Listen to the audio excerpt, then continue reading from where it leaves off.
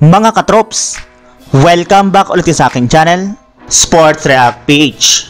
At ngayon nga ay pag-uusapan natin ang balitang pagkuha ng Golden State Warriors kay Jimmy Butler. Pag-uusapan na rin nga natin dito sa ating panibagong video ang sinabi ng Minnesota Timberwolves matapos silang matalo sa Game 5 laban sa Dallas Mavericks.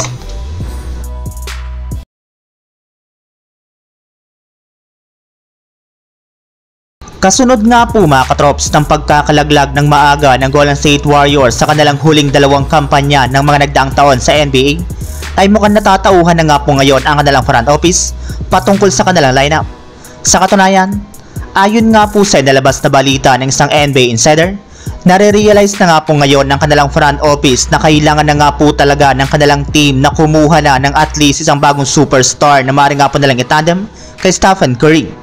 Hindi na naman nga po nagiging sapat ngayon ang kanilang kasalukuyang lineup sa pag-contend sa Western Conference, since halos lahat nga po ng mga kupunan dito ay patuloy na nag-i-improve, kaya kailangan na rin naman nga po nila makipagsabayan sa pagpapalakas ng kanilang kupunan. At isa nga po sa mga paraan upang magawa nila ito ay sa pamamagitan ng pagkuha ng bagong superstar sa isang trade ngayong offseason. As of now nga po mga katrops ay wala pa nga pong malinaw na plano ang Warriors. Ngunit isa nga po sa mga move na kinukonsidera na nga po nalang gawin ngayon ay ang pagkuha kay Jimmy Butler mula sa Miami Heat gamit ang kanilang player na si Klay Thompson at si Jonathan Kuminga. Samantala, punta naman tayo sa ating sunod na pag-uusapan sa sinabi ng Minnesota Timberwolves matapos nga po silang matalo sa Game 5 laban sa Dallas Mavericks. Pagkatapos nga po mga katrops na matalo ang Minnesota Timberwolves sa kanilang Game 5, ay tuluyan na nga pong magtatapos ang kanilang kampanya ngayong season, since official na nga po silang eliminated sa playoffs. Kaya hindi na rin naman nga po naiwasan pa ng kanilang mga manlalaro na madismaya sa nangyari sa kanilang team, lalong-lalo na si Anthony Edwards na sinabi sa kanyang interview na hindi nga daw po niya nakitang mag-click ang kanilang kupunan sa kanilang serye laban sa Dallas Mavericks, kaya kailangan nga po talaga nilang mag-regroup ngayong offseason para makabawi sila sa susunod na taon. Yes, pinapangako nga po niya na babalik sila next season sa Western Conference Finals. Humingi rin naman nga po ng pasensya si Karl Anthony Towns sa kanilang mga fans gayong binigo nga po nila mga ito sa kanilang series.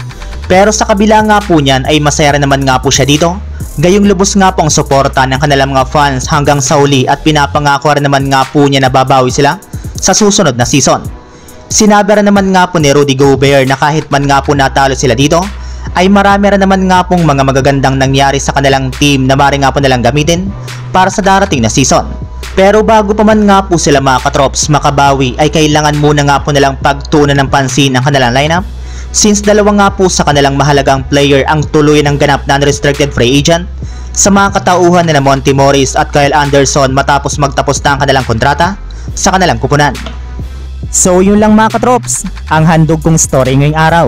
Sana nag-enjoy kayo, please like and subscribe my YouTube channel, Sports React PH, para sa iba pang story at update patungkol sa NBA.